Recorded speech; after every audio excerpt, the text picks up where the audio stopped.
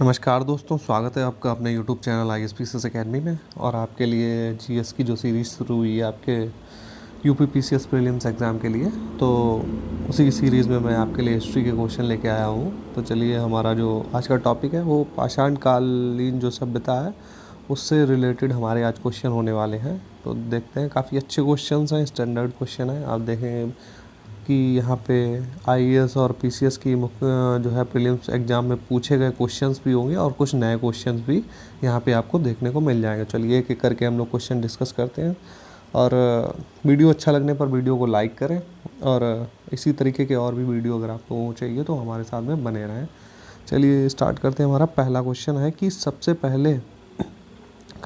पहले का जो मानव सदृश प्राणी है, मानव सदृश या फिर मानव के जैसा जो प्राणी है, जो प्राज्ञ मानव यानी कि होमो सैपियंस से प्रजातीय रूप से भिन्न था, तो उसे सामान्यतः जाना जाता था, किस नाम से जाना जाता था, ये क्वेश्चन यहाँ पे पूछ रहा था। तो हमारे ऑप्शंस हैं कि होमिनिड के रूप में, सिनांथ्रोपस के रूप में, या फिर पिथेकोंथ्रोपस के रूप में, या फिर इयोनथ्रोपस के रूप में। तो हमारा जो आंसर है वो है यहाँ पर ऑप्शन नंबर बी, पिथेकैंथ्रोपस के रूप में इसको जाना जाता था। नेक्स्ट क्वेश्चन है कि ताम्रपाषाण युग की अवधि मानी जाती है। तो ताम्रपाषाण काल आप इसको बोल सकते हैं। तो इसका जो टाइम पीरियड है वो आपसे पूछा गया था कि कितना टाइम पीरियड है जो जिसके बीच के काल को आप ताम्रपाषाण का युग मान सकते हैं। तो ये हमारा ऑप्शन निकल के आता है, ऑप्शन नंबर है 3000 से लेकर 1000 ईसा पूर्व का जो हमारा टाइम पीरियड है इसको बोला जाता है ताम्रपाषाण युग या फिर ताम्रपाषाण काल। नेक्स्ट क्वेश्चन पे आते हैं कि भारतीय पुरातत्व सर्वेक्षण विभाग की स्थापना किसके कार्यकाल में हुई थी। तो पुरातत्व सर्वेक्षण यानी कि जो हमारे प्राचीन जो कल्चर है, पुरातत्व के आधार पर जो खुदाई से जो स्थल प्रकट होते हैं, तो उसको एक विभाग के रूप में किसने जो है इस्टेब्लिश किया था। तो आपके ऑप्शन है Warren Hastings, Lord Wellesley, Lord Curzon या फिर विलियम बेंटिक। तो ये किसने किया था? तो ये कार्य किया था लॉर्ड कर्जन के काल में ये चीज़ हुई थी। नेक्स्ट 4 नंबर क्वेश्चन देखते हैं कि आमरी संस्कृति कहाँ पनपी। देखिए यहाँ पे आप हिस्ट्री के क्वेश्चन आप सॉल्व कर रहे हैं, और आज का जो हमारा चैप्टर है यहाँ पे आपको 2 चीज़ें जो है कंफ्यूज हो सकती हैं स्टूडेंट को। काफ़ी लोगों को पता भी होगा, काफ़ी लोगों को नहीं पता होगा, वो भी आप लोग यहाँ पे आज यहाँ पे थोड़ा सा समझ लीजिए कि एक टर्म आपको मिलता है संस्कृति और एक टर्म मिलता है आपको सभ्यता।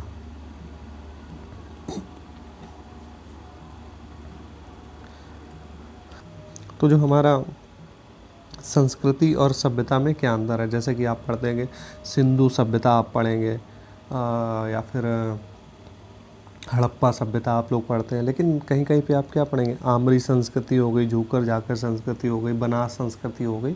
तो इन दोनों में डिफरेंस क्या होता है? देखिए, सभ्यता का मतलब होता है कि बहुत ही बृहद क्षेत्र में कोई भी चीज़ है वो बहुत ज़्यादा ही बृहद क्षेत्र में जो है जिसका विस्तार हो। आप जैसे हड़प्पा सभ्यता या फिर सिंधु सभ्यता क्यों कहते हैं? क्योंकि उसका विस्तार आप देखेंगे पश्चिमी पाकिस्तान से लेकर आप देखेंगे आप यूपी तक, पूरब में देखें, देखो यूपी ऊपर कश्मीर से लेकर जाएंगे तो नीचे आपको मिल जाएगा महाराष्ट्र तक जो उसकी सीमा है। तो ये कहीं ना कहीं बहुत ही बृहद एरिया में जो है, तो इसलिए इसको सभ्यता बोला जाता है। संस्कृति का मतलब ये होता है कि पर्टिकुलर उसी राज्य में, जैसे कि आमरी जो संस्कृति है वो कच्छ क्षेत्र में आपको मिल जाएगी, बनास संस्कृति वो आपको राजस्थान में मिल जाएगी, झोकर जाकर संस्कृति सिंध में मिल जाएगी। एक छोटे क्षेत्र में होती है उसको संस्कृति बोलते हैं। तो संस्कृति और सभ्यता में आप लोगों को डिफरेंस अब उम्मीद है कि आपको क्लियर हो गया होगा। तो चलिए, यही आमरी जो संस्कृति है आमरी जो संस्कृति है ये कहाँ पनपी थी, ये क्वेश्चन हमसे पूछ रहा है। तो ये पनपी थी हमारी सिंध में, ऑप्शन नंबर डी।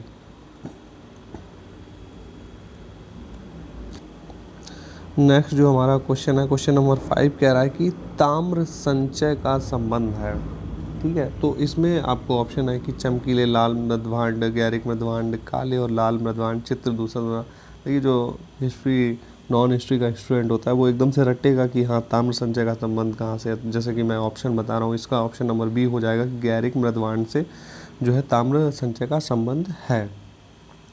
अब नॉन हिस्ट्री वाला स्टूडेंट वो सिर्फ इसको रट लेगा कि ताम्र संचय का संबंध कहाँ से, गैरिक मृदवान से। देखिए यहाँ पे आप लोगों को पता होना चाहिए कि ताम्र संचय, और इसमें मतलब कि कॉन्सेप्ट क्या होता है कि जैसे कि जो पुरातत्व का हमारा खनन होता है, जो खुदाई होती है, उसमें क्या होता है कि जो स्थल होते हैं उनका डिसाइड होता है कि हाँ ये जो है किस टाइम पीरियड का स्थल यहाँ पे है। जैसे कि कोई मध्य पाषाण काल, कोई नव पाषाण काल के स्थल, जो उनका काल निर्धारण होता है कि कौन सा नव पाषाण काल का है, कौन सा पुरा पाषाण काल का है। तो इस तरीके से जो निर्धारण होता है तो वहाँ की चीज़ों के आधार पर होता है। अब जैसे गैरिक मृदभांड, जो जहाँ पर भी गैरिक मृदभांड, मृदभांड का मतलब होता है पॉटरीज, जिसमें कि सामान रखा जाता है, खाने पीने का सामान या और भी सामान आपको मृदभांड में देखने को मिल सकते हैं। मतलब कि आप करंट टाइम में देखेंगे तो जो मिट्टी का गढ़ा होता है उसका आप बड़ा साइज ले सकते हैं, पॉटरी बर्तन आप समझ लीजिए, तो उसमें जो है वो अपना सामान रखते थे। तो हुआ क्या था कि जहाँ पे तांबा मिल जाए, ठीक है, ऐसे स्थान जहाँ पे जिन पॉटरीज के साथ में कोई खुदाई हुई वहाँ पे पॉटरी मिली, उसके साथ में आपको तांबे के जो है साक्ष्य मिल गए, तो उसको बोलेंगे, तो उसको एक अलग कैटेगरीज में कर देते हैं कि ये गैरिक मृदभांड संस्कृति। अब जैसे कि चित्रित दूषित मृदभांड हो गए, अब जैसे काले और लाल मृदभांड होंगे, तो इनके साथ में आप देखेंगे कि वहाँ पर लोहा किसी के साथ में मिल रहा है, किसी के साथ में कांसा मिल रहा है। तो इस तरीके से जो है चीज़ें वहाँ पे देखी जाती हैं। तो इससे ही जो है वहाँ पे पता लगता है कि कौन सी चीज़ें कहाँ पे मिल रही हैं, और इससे ही वहाँ पे लोकेशन या फिर टाइम पीरियड डिसाइड होता है। चलिए क्वेश्चन नंबर 6 पे आते हैं कि पूर्व पाषाण कालीन मानव का मुख्य धंधा क्या था। तो जो पूर्व पाषाण कालीन, तो वहाँ पे कृषि का विकास तो हुआ ही नहीं था, मिट्टी के बर्तन भी नहीं बनाता था, पशुपालन भी नहीं बनाता था। पशुपालन तो नव पाषाण काल में स्टार्ट हुआ था, और शिकार खेलना हमेशा ही बना रहा। तो ऑप्शन नंबर हमारा डी राइट हो जाएगा। नेक्स्ट क्वेश्चन जो हमारा 7 नंबर है वो कह रहा है निम्न घटनाओं को बढ़ते हुए क्रम में सजाइए। तो जैसे कि ये क्वेश्चन कैसा है कि हमारा जैसे ज्योग्राफी में हमारा टाइम पीरियड डिसाइड होता है कि वहाँ पे प्री पैलियोजोइक, मेसोजोइक, फिर सेनोजोइक, फिर नियोजोइक, इस तरीके के जो काल होते हैं कि जब से पृथ्वी बनी है और अभी तक कौन सा टाइम पीरियड चल रहा है, ये जो है टाइम पीरियड में बांट देते हैं कि हाँ कब तक के लिए ये कौन सा था। तो यही इस तरीके से हिस्ट्री में भी ये जो है काल डिसाइड किए गए, टाइम पीरियड डिसाइड किया गया, तो वही आपको सजाना था। तो सबसे पहले जो हमारा आएगा वो कौन सा आएगा, सबसे पहले हमारा आता है पैलियोजोइक आएगा। उसके बाद में कौन सा आएगा, उसके बाद में आएगा मेसोलिथिक। यहाँ पे सॉरी मैंने पैलियोजोइक बोल दिया, यहाँ पे पैलियोलिथिक आएगा। उसके बाद में आएगा मेसोलिथिक, और उसके बाद में हमारा जो आएगा वो आएगा नियोलिथिक, और लास्ट में आएगा कैल्कोलिथिक। तो हमारा ऑप्शन नंबर डी राइट हो जाता है। अगर आप लोग मैच करेंगे तो ऑप्शन नंबर डी हमारा राइट हो जाएगा। अगला क्वेश्चन नंबर 8 कह रहा है कि निम्नलिखित में से किसे भारत में प्राग ऐतिहासिक यानी कि पुरातत्व का जनक कहा जाता है। तो ये किसको कहा जाता है, ये आपके ऑप्शन है S D Sankalia, Cunningham, A R Allchin या फिर रॉबर्ट बुस्टोन को। तो रॉबर्ट बुस्टोन को प्राग ऐतिहासिक पुरातत्व का जनक कहा जाता है, क्योंकि इन्होंने ही सबसे पहले कहीं ना कहीं, इनको क्या था कि रेलवे लाइन बिछाई जा रही थी, तो उसके लिए कुछ ईंटों की ज़रूरत पड़ी थी। तो इन्होंने क्या किया था कि स्थान की कोई प्लेसेस था, तो जो तमिलनाडु में एक प्लेसेस था पल्लवरम के पास में, तो इन्होंने वहाँ पर खुदाई करी, और उसके बाद में जो है वहाँ पे कल्चर साइट जो है निकल कर आई। तो इसी वजह से इनको ही प्रागैतिहासिक पुरातत्व का जो है जनक कहा जाता है। अगला है कि प्रारंभिक पूर्ण मानव को किस नाम से जाना जाता था। वो आपके ऑप्शन है निएंडरथल, क्रो-मैग्नो, गिमाल्डी या फिर मैग्डलिनियन। तो यहाँ पे आपका ऑप्शन जो है वो ऑप्शन नंबर बी राइट है कि क्रो-मैग्नोन जो मानव है इसको प्रारंभिक पूर्ण मानव के नाम से भी जाना जाता है। नेक्स्ट हमारा क्वेश्चन नंबर 10 कह रहा है किसने कहा था कि इतिहास विज्ञान है न कम न ज़्यादा। तो ये स्टेटमेंट किसकी थी, तो ये थी व्यूरी की। ऑप्शन नंबर सी हमारा राइट हो जाएगा। नेक्स्ट क्वेश्चन है कि इंडियन एपिग्राफी के लेखक कौन है। तो यहाँ पे आपके ऑप्शन है डीसी सरकार, ओल्डनबर्ग, एफ पार्जिटर या फिर एस डी संकालिया। तो इंडियन एपिग्राफी के लेखक कौन है, डीसी सरकार। क्वेश्चन नंबर 12 कह रहा है कि प्राग ऐतिहासिक का अर्थ क्या होता है। तो यहाँ पे अर्थ होता है कि वह इतिहास जो पुरातात्विक साक्ष्यों के आधार पर लिखा गया हो, जिसके लिए कोई लिखित साक्ष्य नहीं हो, जो भी खुदाई से जो भी चीज़ें निकली हैं उन्हीं के आधार पर, वहाँ के कल्चर कैसा था, वहाँ पर समाज कैसा था, उसको ही लिखने का जो है ज़रिया होता है, तो उसी को बोला जाता है कि प्रागैतिहासिक काल। चलिए नेक्स्ट क्वेश्चन पे हम लोग आते हैं। क्वेश्चन नंबर 13 कह रहा है कि पुरातत्व में स्तर विन्यास पद्धति निम्नलिखित में से किसको समझाने में प्रयुक्त हुई है। तो प्रयुक्त हुई है स्तर विन्यास। पहले तो आप लोगों को ये पता होना चाहिए कि स्तर विन्यास पद्धति क्या होती है, उसके बाद में ही आप जो है इसका आंसर दे सकते हैं, वरना तो आप रटने लग जाएंगे। देखिए स्तर विन्यास क्या होता है कि मान लीजिए ये हमारा सरफेस है, ठीक है, सरफेस के अंदर जाएंगे, ज़मीन के अंदर जाएंगे तो इसको बोलते हैं स्तर विन्यास पद्धति। खुदाई के लिए अंदर खोदते चले जाएंगे तो उसको बोलते हैं स्तर विन्यास पद्धति। और ये जो है किस लिए की जाती है, ये की जाती है आपके भौतिक संस्कृति के क्रमिक निक्षेप के लिए। ऑप्शन नंबर बी आपका राइट हो जाएगा। क्रमिक निक्षेप कैसे कि तो जब हम सरफेस के नीचे जाएंगे तो उससे पता लगेगा कि कौन सी संस्कृति कितने टाइम पीरियड के लिए वहाँ पे थी। अब मान लीजिए सरफेस से नीचे जाएंगे, पहला आपको जो सरफेस मिलेगा, पहली बार अगर कोई चीज़ मिल रही है तो कहीं ना कहीं वो नई होगी। उसके नीचे जाएंगे तो दूसरी आपको कल्चर मिल जाएगी, फिर उसके नीचे आपको दूसरी कल्चर। अब जैसे होता क्या है कि सबसे नीचे जब हमारा जो डिसाइड होता है, जैसे कि मध्य पाषाण काल, जैसे कि पूरा पाषाण काल, मध्य पाषाण काल और नव पाषाण काल देखेंगे तो नीचे आप देखेंगे सबसे नीचे आपको कौन सी मिलेगी, सबसे नीचे आपको पूरा पाषाण काल, फिर मध्य पाषाण काल, फिर नव पाषाण काल। इस तरीके से जो आपको मिलती चली जाएगी, खुदाई करेंगे, और जितना आप अंदर जाएंगे तो वहाँ से आपको उतनी ही पुरानी, जितना गहराई में जाने के बाद में जो संस्कृति मिलेगी वो संस्कृति उतनी ही पुरानी होगी। तो उम्मीद है आपको ये क्वेश्चन आसानी से आप समझ में आया होगा। क्वेश्चन नंबर 14 कह रहा है कि निम्नलिखित में से किस स्थान से गर्त निवासों का पुरातात्विक साक्ष्य मिला है। गर्त निवासों यानी कि गड्ढे निवास, जैसे कि सरफेस, ये हमारा सरफेस हो गया ज़मीन, और इसके अंदर गड्ढा करके लोग रहते हैं। तो वो कहाँ पे हम लोगों को साक्ष्य मिलता है, तो वो हम लोगों को ये सब चीज़ें कहाँ पे देखने को मिलती हैं, कश्मीर में। तो हम देख सकते हैं कि हमारा जो कश्मीर का जो साइट है वो कौन सी है, तो गुफा कराल हमारा कश्मीर में पड़ता है, राखी गढ़ी आपका हरियाणा में, मेहरगढ़ आपका सिंध में, बालाकोट आपका पाकिस्तान में, ये सब पड़ते हैं। तो गुफा कराल कहाँ पड़ता है, कश्मीर में, और कश्मीर में ही आपको साइट्स मिलती हैं जहाँ पर आपको गर्त आवास देखने को मिलते हैं। चलिए नेक्स्ट क्वेश्चन हम लोग 15 नंबर पे आते हैं कि निम्न में से कौन सा या फिर कौन से दक्षिण भारत की महापाषाणकालीन संस्कृति से संबंधित है। तो दक्षिण भारत में कैसी संस्कृति थी, महापाषाण संस्कृति। महापाषाण संस्कृति इसको क्यों बोला जाता था, क्योंकि यहाँ पे जो समाधान होता था, यानी कि जब जो मृत्यु के बाद में जो दफनाया जाता था तो उसके ऊपर बहुत ही बड़े बड़े पत्थर जो है रख दिए जाते थे। तो इसी वजह से इसको महापाषाण यानी कि बहुत ही बड़े पाषाण संस्कृति इसको बोला गया, इसी वजह से। तो वहाँ पे आपको क्या क्या चीज़ें देखने मिलती हैं, एक तो आपको गोलाश्म पाषाणों से समृद्ध शवाधान देखने को मिल जाएंगे, बिल्कुल सही बात है। काले और लाल मृदभांडों का प्रयोग भी वहाँ पर आपको देखने को मिल जाएगा, तो दोनों ही सही है। आहत सिक्कों का प्रवेश, तो सिक्के तो उस समय नहीं चलते थे, सिक्के जैसी चीज़ वहाँ पर नहीं थी महापाषाण संस्कृति में, और नगरीय बस्तियाँ भी नहीं थी, एकदम ग्रामीण कल्चर था। ग्रामीण भी नहीं बोल सकते इसको, एकदम जनजातीय कल्चर वहाँ पे था। तो हमारा ऑप्शन नंबर 1 और 2 सही है, तो ऑप्शन नंबर बी हमारा राइट हो जाएगा। चलिए नेक्स्ट क्वेश्चन हम लोग 16 नंबर पे आते हैं कि नीचे दिए गए शिल्पों में से कौन सा भारत के प्राग ऐतिहासिक काल, शिल्पों की बात कर रहा है, वो भी कब के, प्राग ऐतिहासिक काल के स्रोतों के सामग्री के रूप में उपयोगी हैं। तो क्या क्या चीज़ें हैं हम लोग देखते हैं कि यहाँ पे क्या क्या चीज़ें उपयोगी हैं प्राग ऐतिहासिक के टाइम पीरियड। तो प्राग ऐतिहासिक के समय आपको जीवाश्म भी मिल जाएंगे, हाथ की कुल्हाड़ियाँ, तो पलवरम में सबसे पहले एक्स हैंड जो रॉबर्ट बुशफोर्ड के द्वारा एक्स हैंड ही मिला था। अस्थि अवशेष से भी पता चल जाता है, लेकिन मृदभांडों का जो है उस समय प्राग ऐतिहासिक काल में मृदभांडों का उपयोग कहीं ना कहीं इसके बारे में जो है जानकारी नहीं देता है। तो हमारा ऑप्शन नंबर 1, 2 एंड 4 देखते हैं किस में आता है, 1, 2 एंड 4। तो ऑप्शन नंबर हमारा ए राइट हो जाएगा, 1, 2 एंड 4। चलिए नेक्स्ट पे हम लोग आते हैं 17 नंबर क्वेश्चन। किस स्थान पर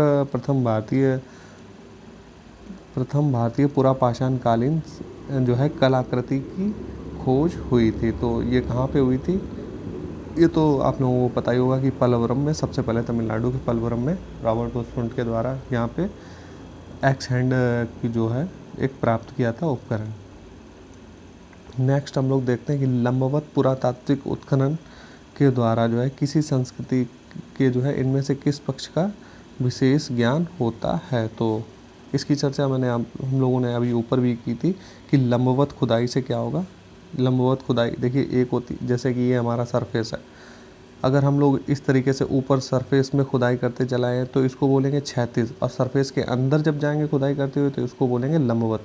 और जितना गहरे में जाएंगे उतना ही टाइम पीरियड ज़्यादा जो है, उतनी ही पुरानी कल्चर का हम लोगों को पता हो जाएगा। तो लंबवत खुदाई में आपको क्या मिलेगा, काल मापन, यानी कि संस्कृति के जो है काल का मापन कि कौन सी संस्कृति कितनी पुरानी है, इस चीज़ों को हम लोग जान सकते हैं। ऑप्शन नंबर डी आपका राइट हो जाएगा। चलिए क्वेश्चन नंबर 19 पे आते हैं कि निम्नलिखित में से किसे फलक संस्कृति बोलते हैं। तो फलक संस्कृति क्यों इसको बोला जाता था कि देखिए यहाँ पे आपको ऑप्शन है कि निम्न पुरा पाषाण काल, मध्य पुरा पाषाण काल, उच्च पुरा पाषाण काल में ही आपको संस्कृतियाँ मिलती है। हड़प्पा पुरा पाषाण काल संस्कृति ये तो कोई मतलब ही नहीं, क्योंकि हड़प्पा सभ्यता है ना कि आपको नहीं, यहाँ पे हड़प्पा संस्कृत सभ्यता इसको बोल सकते हैं, क्योंकि जब आप ये सभ्यता के स्तर पर नहीं पहुंची तब इसको हड़प्पा संस्कृति में आप इसको भी रख सकते हैं। लेकिन यहाँ पे क्या होता है कि जो उपकरण प्राप्त होते थे, जैसे कि निम्न पुरा पाषाण काल में देखेंगे तो बहुत ही बड़े बड़े पत्थरों का यूज़ होता था, जैसे शिकार करने के लिए बहुत ही बड़े बड़े पत्थरों का यूज़ होना था। और मध्य पुरा पाषाण काल में जाएंगे तो उन्हीं को जो है थोड़ा छोटा और बेहतर तरीके के उपकरण बनाए, और सबसे बेहतर आपको उच्च पुरा पाषाण कालीन में देखेंगे। तो जो फलक संस्कृति जो बीच में आता था वो मध्य पुरा पाषाण कालीन में, यानी कि जब उपकरण जो छोटे बनने लगे, छोटे पत्थरों का यूज़ होने लगा, तो उसी को बोलते हैं हम लोग फलक संस्कृति। तो ये संबंधित थी मध्य पुरा पाषाण कालीन संस्कृति से। नेक्स्ट हम लोग क्वेश्चन देखते हैं। यहाँ पे आपको सुमेलित की देखिए, यहाँ पे सूची और सूची 2 को हम लोग मिलाते हैं कि क्या चीज़ किससे संबंधित है। तो आपका जो बीरवाहनपुर है, यहाँ से आपको क्या मिला है, बीरवाहनपुर से आपको मिले हैं लघु पाषाण उपकरण। और ये स्थल भी आप लोगों को पता होना चाहिए कि कौन सी चीज़ कहाँ पे, बीरवाहन आपका कहाँ पे पड़ता है, तो ये आपका पड़ता है वाराणसी क्षेत्र में। उज्जैन तो आप सब लोगों को पता है मध्य प्रदेश में पड़ता है। यहाँ से आपको क्या मिला है, तो यहाँ पे आपको गैरिक मृदवांड परंपरा के जो है यहाँ पे स्थल आपको मिल जाएंगे। कायथा संस्कृति ये भी आपकी एमपी में पड़ती है। और यहाँ से आपको क्या मिला है, यहाँ पे आपको मिले हैं ताम्र निधि, यानी कि तांबे के साक्ष्य आपको मिले हैं। आहार संस्कृति आपको कहाँ पे पड़ती है, ये आपकी राजस्थान में पड़ती है। और यहाँ से आपको बनास संस्कृति, जो देखिए वहाँ पे राजस्थान में आपको मिलेगी बनास संस्कृति, और बनास संस्कृति का ही एक स्थल था आहाड़, या फिर इसको आहार संस्कृति या फिर बनास संस्कृति दोनों ही नामों से जाना जाता है। चलिए हम लोग नेक्स्ट क्वेश्चन पे आते हैं। अगला जो हमारा क्वेश्चन है 21 नंबर कह रहा है कि प्राचीनतम कलाकृतियों का प्रमाण संबंधित है। तो प्राचीनतम कलाकृतियों का, अब प्राचीनतम की बात हो रही है तो आप सबसे प्राचीन देख लीजिए कि क्या होता है, निम्न पुरा पाषाण काल, मध्य पुरा पाषाण काल, उच्च पुरा पाषाण काल या फिर मध्य पाषाण काल। तो इनमें सबसे पुराना कौन सा है, निम्न पुरा पाषाण काल। बेसिकली आप इसको इस तरीके से भी क्वेश्चन को कर सकते थे। चलिए नेक्स्ट क्वेश्चन हम लोग 22 नंबर हमारा जो क्वेश्चन है यहाँ पे कह रहा है कि नीचे दिए गए मानचित्र पर विचार कीजिए, मानचित्र में छाया क्षेत्र में कौन सी संस्कृति पल्लवित हुई थी। तो ये हमारा है छाया चित्र, यहाँ पे पूछ रहा है कि कौन सी संस्कृति पल्लवित हुई थी। चलिए अब हम लोग ऑप्शन देखते हैं हमारे कौन कौन से ऑप्शन हैं। तो यहाँ पे आपको बनास संस्कृति ऑप्शन है, चित्त दूषित पात्र संस्कृति, मालवा संस्कृति या फिर जोरवे संस्कृति। तो जो आपका क्षेत्र है, रीजन है, ये आपका पड़ता है मध्य प्रदेश में मालवा में। तो यहाँ पे आपको मिलेगी मालवा संस्कृति। बनास संस्कृति आपको राजस्थान में मिल जाएगी, जोरवे संस्कृति आपको महाराष्ट्र में, चित्त दूषित मधवान ये अलग कल्चर था, ये इसके साइड्स आपको अलग मिल जाएंगी। अगला है 23 नंबर की निम्न में से कौन सा एक कथन सही नहीं है पूछ रहा है। तो हम लोग ऑप्शन पे जाते हैं। तो ऑप्शन नंबर ए देखते हैं कि भारत में पूरा पाषाणकालीन मानव अग्नि के प्रयोग से परिचित था। तो पहला ही हमारा ऑप्शन गलत है, क्योंकि अग्नि के प्रयोग से नहीं, अग्नि से तो देखिए वो पूरा पाषाणकालीन में परिचित था, लेकिन अग्नि के प्रयोग से परिचित कब हुआ था, ये आपका हुआ था मध्य पाषाण काल में। मध्य पाषाण काल में उसने अग्नि का प्रयोग स्टार्ट कर दिया था। पहले अग्नि से परिचित था, लेकिन अग्नि को देख के डर जाता था। जैसे कहीं पे आग लगी थी तो वो भाग जाता था, आग से बहुत डरता था। लेकिन धीरे धीरे क्या हुआ, उसने आग पे कंट्रोल लिया। उसके बाद में आग से मांस को भूनना वगैरह ये कब सीखा, ये सीखा मध्य पाषाण कालीन में। तो उसका उपयोग कब से हुआ है, मध्य पाषाण कालीन से। हमारा ऑप्शन नंबर ही ए जो है यही सही नहीं है। बाकी आपके दक्षिण भारत में गुंटूर एवं जो है कुरनूल जिलों में पूरा पाषाणकालीन कब्रें मिली हैं। कैमूर श्रेणी जो आपकी है एवं मिर्ज़ापुर ज़िले में पूरा पाषाणकालीन चित्रकला मिली है, ये भी सही है। उत्तर भारत में ताम्रयुग और आरंभिक युग की जो है पृथक पहचान की जा सकती है। हालांकि दक्षिण भारत में लौह युग पाषाण युग के तुरंत बाद आरंभ हो गए, तो ये भी बिल्कुल सही दिए हुए हैं। नेक्स्ट क्वेश्चन हम लोग 24 देखते हैं। ये काफ़ी क्वेश्चन जो है टफ माना जा सकता है अभी तक का, मतलब कि जो भी क्वेश्चन पूछे गए हैं, क्योंकि ये क्वेश्चन सबके बस की बात नहीं कर लेना। इसमें जो है बिल्कुल हिस्ट्री जिसने बहुत ही ढंग से पढ़ी है डीप में, वही इस क्वेश्चन को सॉल्व कर सकता है, क्योंकि इसमें नाम ही इस तरीके से दिया। आप लोगों अगर जो नए हिस्ट्री जिसने डीप में नहीं पढ़ी है वो तो ये उसको तो ये समझ में ही नहीं आएगा कि ये आखिर ये चीज़ें दी क्या गई हैं। तो ये संस्कृतियाँ दी गई हैं समय समय पर, और उनका सही कालानुक्रम यहाँ पे पूछा गया था कि कौन सी संस्कृति पहली आई कौन सी बाद में। तो चलिए मैं आपको बताता हूँ कि यहाँ पे सबसे पहले आई थी अवेवीली संस्कृति, उसके बाद में आई एश्यूली, फिर मोस्तारी, उसके बाद में मगधालिनी संस्कृति। तो ये यहाँ पे क्रम से आप लोगों को लगाना था। चलिए नेक्स्ट 25 नंबर पे हम लोग आते हैं। 25 नंबर कह रहा है कि निम्नलिखित युग्मों पर विचार कीजिए। तो बस्ती स्थल आपको कहाँ से प्राप्त हुए हैं? चिरांद से, बिल्कुल सही है। चिरांद आपका कहाँ पड़ता है? चिरांद आपका पड़ता है बिहार में, और घाघरा नदी के तट पे। दूसरा है समाधि स्थल आपको कहाँ से मिलेंगे? तो ये पोरकालम से मिलेंगे। पोरकालम आपका दक्षिण भारत में पड़ता है, साउथ में। और तीसरा है कि बस्ती एवं समाधि स्थल प्राप्त होते हैं तो पिकलीहल में, ये भी आपका सही है। तो पिकलीहल आपका पड़ता है कर्नाटक में। तो यहाँ से आपको बस्ती एवं समाधि स्थल मिल जाएंगे। तो हमारे ऑप्शन नंबर तीनों ही सही हैं, 1, 2 एंड 3। नेक्स्ट 26 नंबर कह रहा है कि गर्त निवास, यानी कि गड्ढे में जो रहते हैं निवास, निम्न में से किस संस्कृति की विशिष्ट लक्षण है? तो ये हम लोगों को कहाँ पे ज़्यादातर देखने को मिलता है? ये कश्मीर घाटी में मिलते हैं। तो कश्मीर घाटी की नवपाषाण कालीन जो संस्कृति थी, वहाँ पे आपको गर्त निवास के साक्ष्य मिलते हैं। नेक्स्ट हम लोग देखते हैं कि प्राचीन स्थल गिलुंद। गिलुंद क्या है? एक साइट्स है, यानी कि एक स्थल है। तो ये किससे संबंधित है, कौन सी जो है संस्कृति से संबंधित है, ये आपको पूछा गया था। तो आप देखेंगे कि ये जो गिलुंद है ये आपको आहार संस्कृति से संबंधित है। अब बात करें आहार संस्कृति कहाँ पे थी, तो ये आहार संस्कृति आपको मिलती है राजस्थान में, और बनास नदी के किनारे आपको मिलती है आहार संस्कृति। तो राजस्थान में यह पड़ती है, आप लोग याद रखिएगा। और यहाँ से क्या होता था? सोने एवं चांदी का खनन होता था। यहाँ पे सोने चांदी के निक्षेप कहीं ना कहीं यहाँ पे थोड़े से मिलते थे, तो यहाँ पे सोने चांदी के लिए यहाँ पे ये प्रसिद्ध था। नेक्स्ट हम लोग 28 नंबर देखते हैं कि निम्नलिखित में से कौन सा सही सुमेलित नहीं है, आपका पूछ रहा है। तो देखिए कायथा संस्कृति आपकी ये थी मध्य प्रदेश में, मालवा के समीप जी थे। ये तो हमारा कर्नाटक, तो यही हमारा सुमेलित नहीं है। बाकी आपका चिरांद बिहार में पड़ता है, पांडु राजा डीवी आपका बंगाल में पड़ता है, दैमाबाद महाराष्ट्र में पड़ता है। तो ये बाकी सही है। आपका ऑप्शन नंबर ए ही जो है वो गलत दिया हुआ है। कायथा आपका एमपी में पड़ता है, ना कि कर्नाटक में। नेक्स्ट 29 नंबर देखते हैं कि ताम्रपाषाण कालीन मालवा संस्कृति। ताम्रपाषाण कालीन मालवा संस्कृति, मालवा संस्कृति किससे संबंधित है? ताम्रपाषाण कालीन, यानी कि यहाँ पे तांबे के साक्ष्य आपको मिलते हैं। कि अवशेष निम्न में से कहाँ से प्राप्त हुए हैं? तो आपको साइट्स बतानी है कि कहाँ कहाँ से वो जो स्थल जो है इसके मालवा संस्कृति के प्राप्त हुए हैं। तो कहाँ से मिले हैं? ये आपको नवदा टोली और माहेश्वर से आपको मिले हैं ताम्रपाषाण कालीन अवशेष। ऑप्शन नंबर ए आपका राइट हो जाएगा। नेक्स्ट जो हमारा क्वेश्चन है और लास्ट क्वेश्चन हमारा है कि नवपाषाण कालीन गर्त निवासियों के अवशेष कहाँ से मिले थे? तो गड्ढे में, वही बात है कि जो गड्ढे में घर बना के लोग रहते थे, तो वो कहाँ पे रहते थे? कश्मीर में। हम लोग काफ़ी बार 2-3 बार चर्चा इसकी कर चुके हैं। तो हम लोगों को कश्मीर के स्थल देखने यहाँ पे बुरजोम आपका कश्मीर में पड़ता है, गुफ़्फ़कराल ये भी कश्मीर में पड़ता है। तो बाकी आपका ये दोनों देखिए स्थल आपके कश्मीर में पड़ते हैं। तो यहाँ से आपको गर्त आवास के साक्ष्य मिल जाएंगे। तो ऑप्शन नंबर डी हमारा ए और बी, ए 1 और 2 दोनों ही सही हैं। बाकी आपका कुचई की बात करें तो ये कुचई आपका पड़ता है, कहाँ पे पड़ता है? ये आपका पड़ता है उड़ीसा की नियोलिथिक साइट है, यानी कि नवपाषाण कालीन स्थित कुचई जो है ये आपका उड़ीसा में पड़ता है। और महागरा की बात करें तो ये आपका वर्तमान में प्रयागराज यानी कि यूपी में पड़ता है। तो कश्मीर में हमारे बुरजोम एवं गुफ़्फ़कराल थे, इसी वजह से हमारे जो है गर्त आवास आपको बुरजोम यानी गुफ़्फ़कराल इन दोनों में देखने को मिल जाएंगे। ऑप्शन नंबर डी हमारा जो है बिल्कुल सही दिया हुआ है।